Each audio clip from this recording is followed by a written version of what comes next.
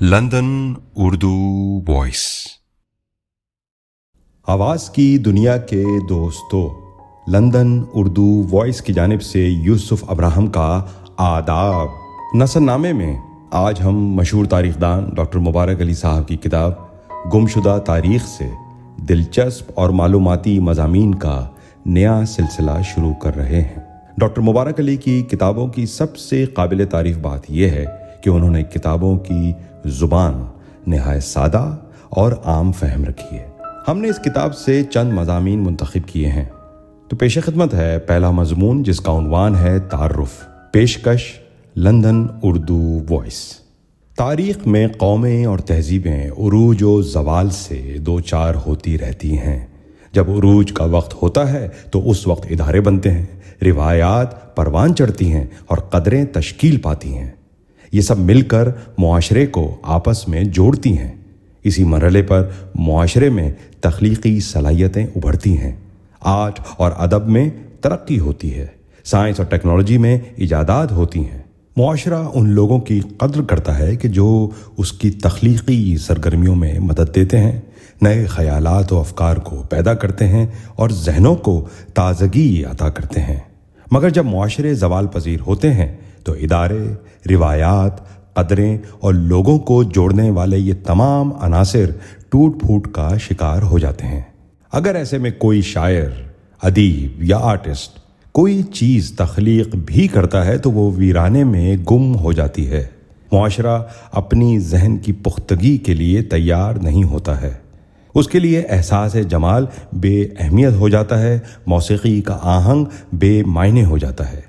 ایک ایسے معاشرے میں جھوٹ، فریب، سازش، بدعنوانی اور منافقت کے علاوہ اور کچھ نہیں رہ جاتا ہے۔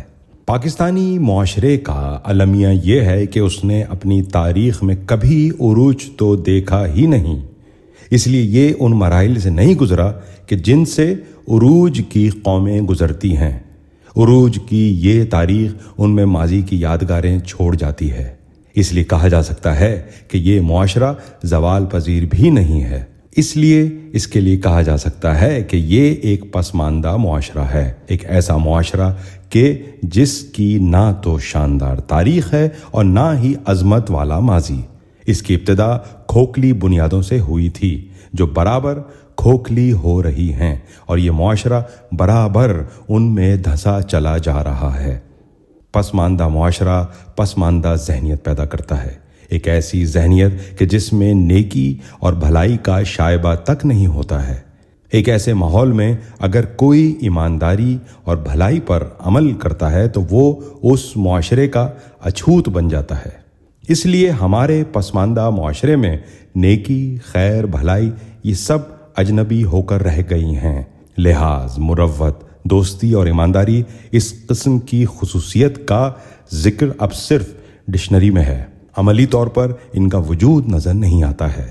پسماندہ رہنے کی کوئی مدت نہیں ہوتی ہے، کیونکہ اس پسماندگی کو تقویت دینے والے ادارے اور افراد ہوتے ہیں جو معاشرے میں صاحب اقتدار، صاحب مراعات اور صاحب طاقت ہوتے ہیں۔ ان کا مفاد یہ ہوتا ہے کہ صورتحال اسی طرح رہے، لہٰذا پسماندگی اپنی جڑیں اور زیادہ گہری کرتی چلی جاتی ہے۔ عام لوگ جو اس پسماندگی کا شکار ہوتے ہیں، ان کی توانائی اور طاقت کو اس قدر سلب کر لیا جاتا ہے کہ ان میں احتجاج اور بغاوت کی ہمت نہیں رہتی ہے۔